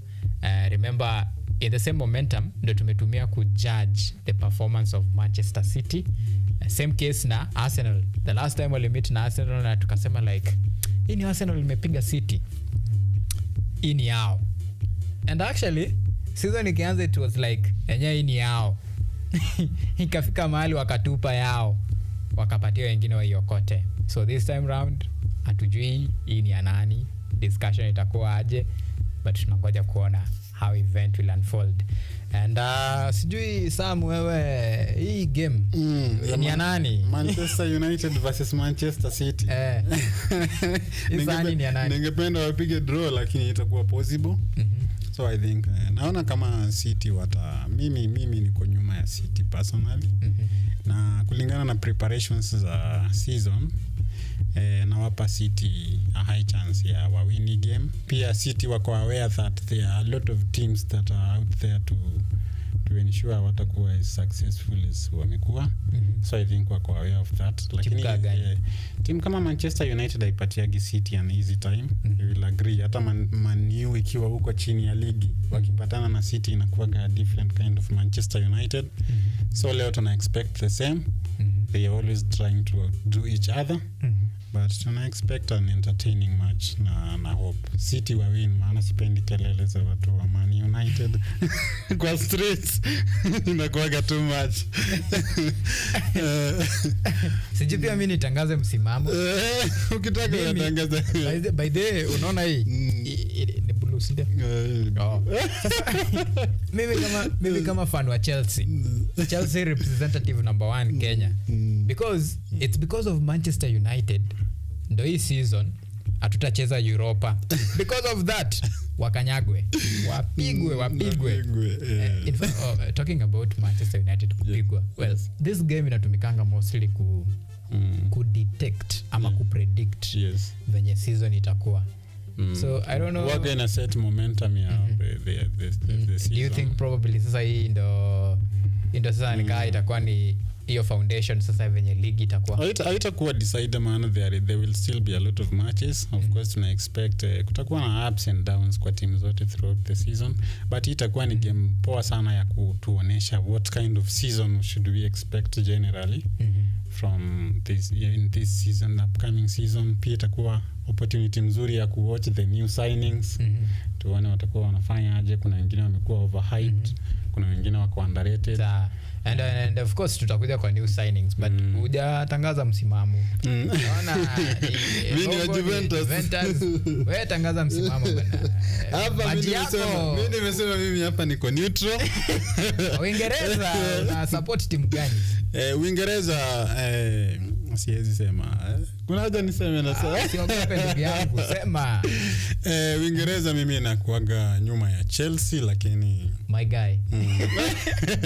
Mimi ni mwana Chelsea, but tunangoja season tuone venye ita unfold.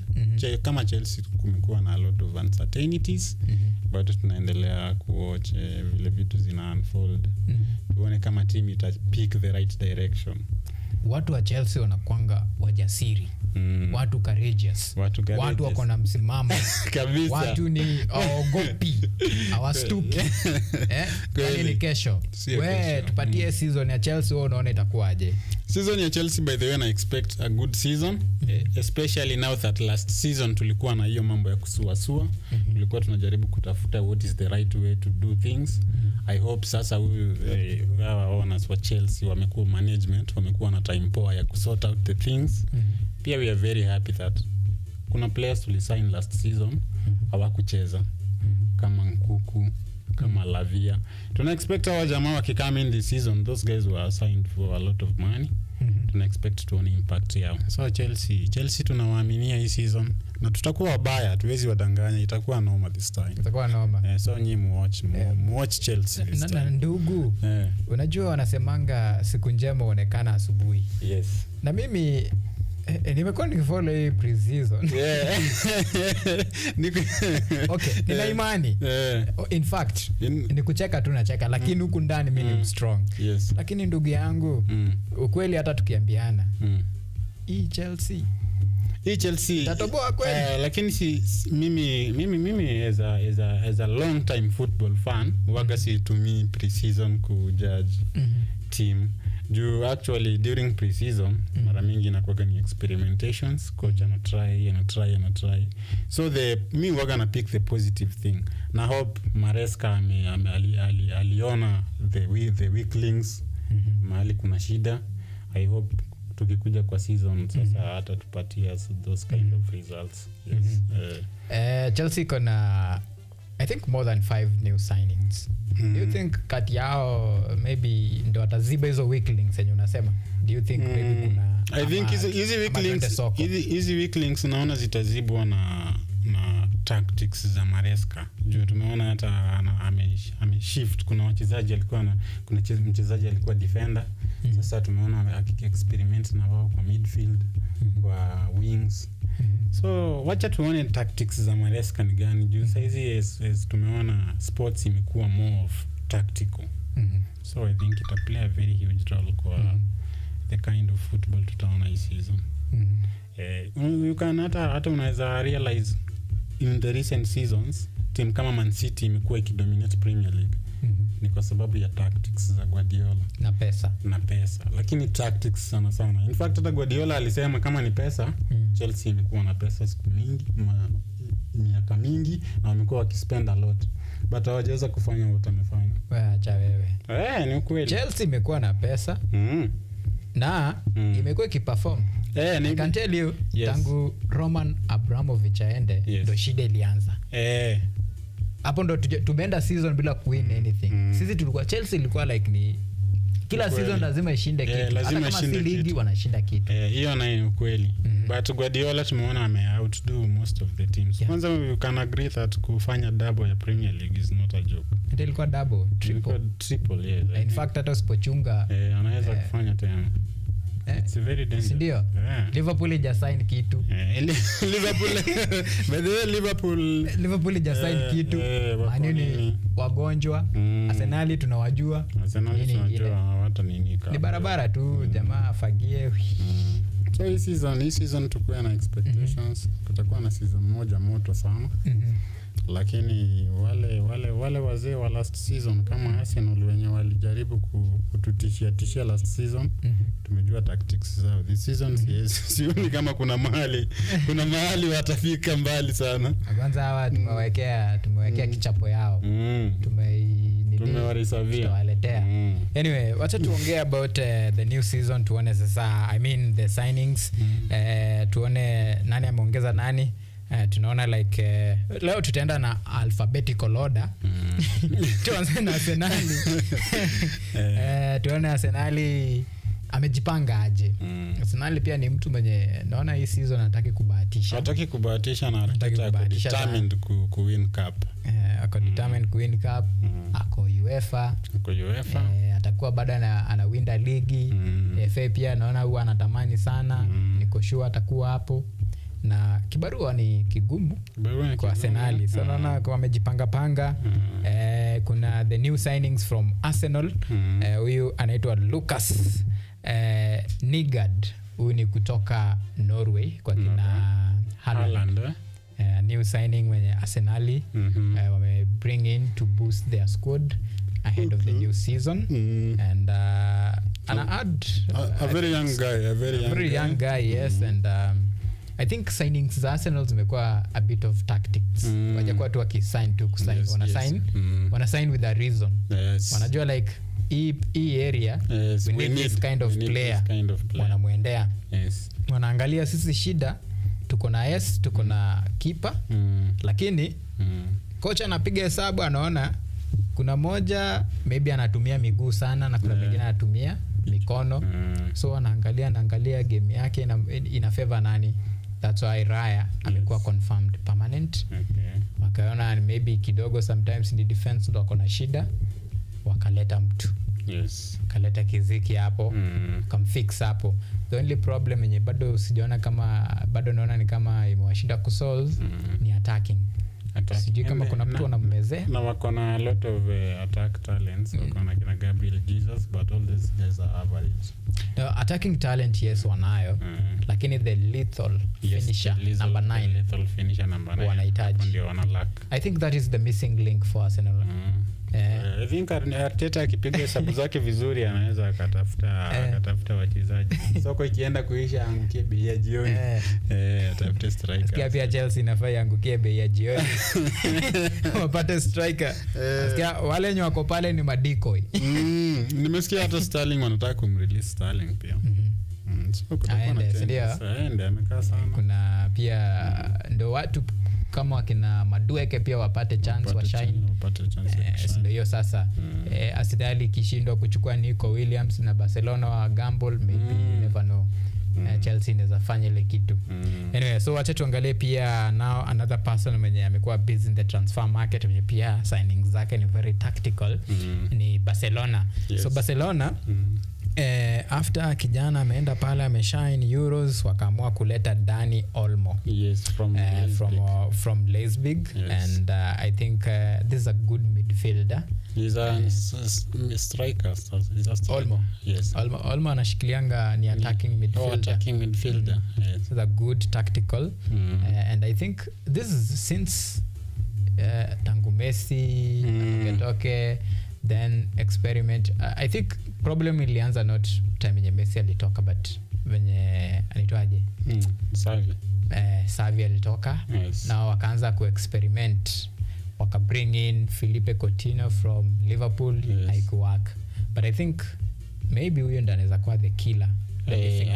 Yes, unajua kwanza Hansi Flick is one man mwenye akona track record ya kuwin. Na Hansi Flick is a man who does his job well. Tuna expect, na nimeona hata anataka kusign Chukwuemeka from Chelsea. So ni jana ukiona wa players wote ana target, they are players who really ni wale players wanaweza hold ball, wanaweza dribble, wanaweza pia Barcelona. No, wanaweza read pia the game. Wanaweza read the game. Well, lakini bado kuna kibarua. Because unajua pia Real Madrid. Yes. Wako very experienced coach. Yes. A coach mwenye I can say like yani master of the game. And study football. Yes. Yani professor of football. Anajua like even the moment yenye una think like ako very low and maybe things haita work on his favor. Actually ana thrive in chaos. And nadhani itakuwa exciting, na tunataka Barcelona wa improve, maana hiyo competition ya between Real na Barcelona wanafanya football inakuwa very exciting. And same case by the to see underestimate pia Atletico Madrid wamekuwa very busy in the transfer market. Yes, in fact tuna expect this season wakuwe very challenging hapo juu. Na Atletico is not a small team. You will agree me, kuna wakati Atletico iliwahi win league kukiwa na Barcelona na Real Madrid wako pia peak. So it's a team that can really do it. Yeah.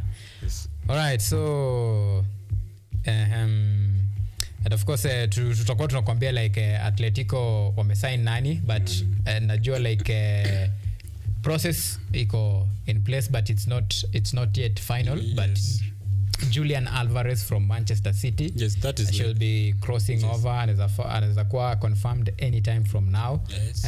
Paperwork, everything is done, medical is done. Tunangoja to the official confirmation. Julian Alvarez from Manchester City. Yes. Next season. All indication points that atakuwa Atletico Madrid and this player. And the Chelsea player. And this guy is a serial winner. Yes, Alvarez is a serial winner. Na akienda huko tuna expect anaenda anapeleka hiyo mentality, winning mentality hapo. And don't forget your club itakuwa robbed another promising star. Yes. Conor Gallagher to Atletico Madrid. Yes, and this so ngure where you next season tuna Gallagher. Yes, na Gallagher. Atletico Madrid they mean business. Wataki kujoke this time round. Yes. Na itakuwa interesting. Na hiyo ilitu surprise kidogo kuona Chelsea kimrelease Gallagher so easily. Tuna hope wako na better plan. So far we are not aware of any. But tuna hope hawezi mwachia tu hivyo. Maybe they are planning to bring in someone mwenye ana suit. I think history will judge Maresca harshly. Kama akirelease Gallagher na kuja fumble, history will judge him. But unajua it won't be the first time. Chelsea ni team iko na record ya kurelease good players at very very cheap prices, na wanakuja wanapay the price. Actually our players watu tuna release watu wanatu hound later. Tunahopa itakuwa sasa. Wacha tupitie kwanza haraka ndo tujue pia other rivals wako na kina nani. Remember in alphabetical order tuko Barcelona now, tunataka kwenda Bayern Munich pia. Yes. Another team yenye imekuwa very serious in the transfer market. And of course wameongeza another new signings. Wako na Hiriko Ito. This name is not that much familiar, but wame reinforce their squad. Remember when Bayern Leverkusen won Bundesliga title, I think hiyo ilikuwa a moment of reckoning for Bayern Munich, and wali actually go to the drawing board. And ukiangalia the type of signings, like this is a team yenye imefanya a record signing. Famous names and famous names, what? As long as you can kick the ball, yes, Bayern inaweza kuwa your next destination. And we do a lot of signings. Then wame add another player anaitwa Byron Zaragoza. That's another new signings from Bayern Munich. And let's see what Chelsea wame bring who and who. And on tops of another signings yenye wamefanya, because Chelsea imekuwa very busy in this transfer market, wameleta Estavao Willian, then wako na Philippe Jagenstein, alafu na Aaron Selemino. Yes. These names, ukiangalia most of these players, especially Aaron, huyu ni wa Boca Junior, sainiwa kutoka Boca Junior huko South America. Na ukiangalia even the transfer fee 35 million pounds. Yes, that is a lot. But these teams from South America and of course especially Brazil and Argentina, they sell their players very expensive. Yes, and they produce very good players hapo. Kama saizi ukiangalia the generation of players who are shining, kina Rodrigo, kina Vinicius Junior, kina Jesus huyo Arsenal, ni very good players na walitoka huko. So I think it's worth it. Wana deserve. Yeah, the players are good. Yeah, so any indication probably of what Aaron na Philippe watakuja wafanye wonders in budget. Wanaweza kuja wafanye wonders. Na tunajua Brazil. Yes. Awesome, good stuff. No? Yes. All right, so we have now tumeshafunga hii transfer. Wacha now to switch focus now to the search for England head coach. So we have right now we have Lee Castley. Yes. Yeye ndo the new interim manager.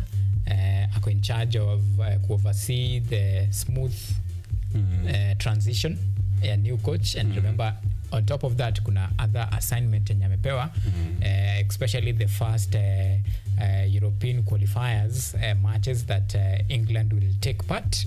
That is the key responsibility yenye amepewa na the England.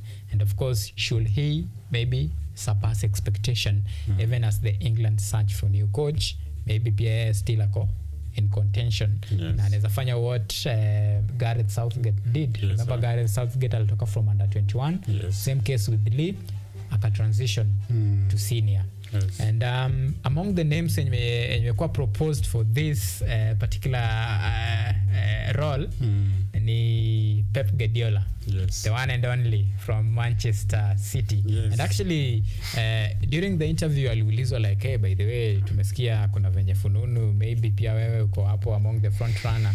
And Pep alikuwa like, okay, wacha tusikia alisema nini.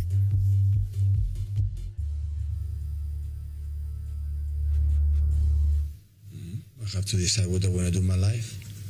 If I want to continue here, I want to take a break. I want to be training national teams or not. So many things, but of course, right now is a way because I'm here, and as much you arrive the competition, my energy get rise again.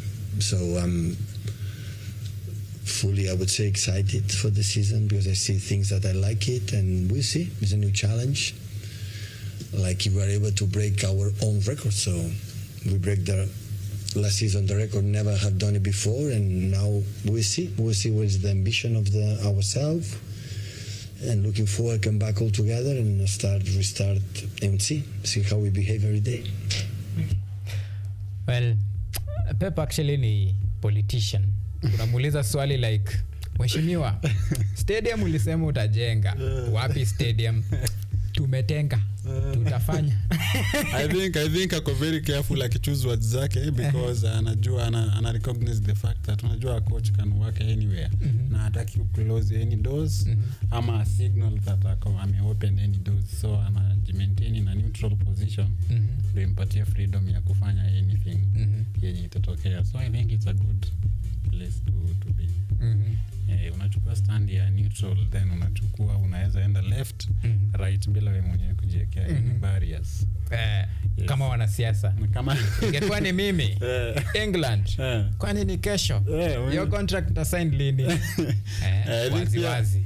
But I think pia ana consider loyalty ya Man City na hataki ku signal that anataka sasa ku shift attention yake away from the club. But judging na ile success tayari amesha achieve on the club level, I think next challenge yake will definitely itakuwa with the national team. Inaweza kuwa very exciting akiweza pata hiyo job ya England. We see England ikicheza football ya Guardiola, it can be something very exciting. Anyway, nasema like Pep anafaa kupewa chance ndo uone kama ni coach ndo shida ama England ndo tu wako na shida. Actually akipewa chance sasa tutaweza kujua kama ni England ama ni coach na itakuwa coach. Ama pengine tu tuna overrate Pep lakini in real sense ni bure tu. Sidhani because Manchester City kuna pesa. Unajua the difference ya club na national team. Club ukiona player fulani anachezea Arsenal na unamtaka utaenda umchukue. But nationality ni wenye umepewa ndo work na wao. Kama huwezi fanya anything na wao enda mtaka. But I think Guardiola kona hii talent ya ku scout young boys, ya ku scout talent mapema, alafu anainacha. So I think akiweza pewa job kama England iko na talent from the under 21s, nadhani waga wanafanya poa sana. Shida inakuwaga ni hiyo akisha transition to the senior team then wanachoka. So Guardiola can do a good job. Anyway, so hii conversation ya Pep hii tunaweza ichapa paka kesho. Anyway, so we have come to the end of our On the Spot show today. Many thanks for men and women behind the scene when we make this production a success, and for you, our esteemed viewers, for being loyal to Team Kenya, and of course for being loyal to On the Spot show. Continue with the momentum. Support, make sure pale pari mmejitokeza kwa wingi, muone venye our noble men and women wana represent the Kenya, and of course flying Kenyan flag high. With that, remember the discussion still continues on our social media platforms. You can interact, and of course we'll follow and make sure to update you with the latest and subsequent event as they unfold. For that, it's a bye-bye for now. See you next time. Have a lovely weekend.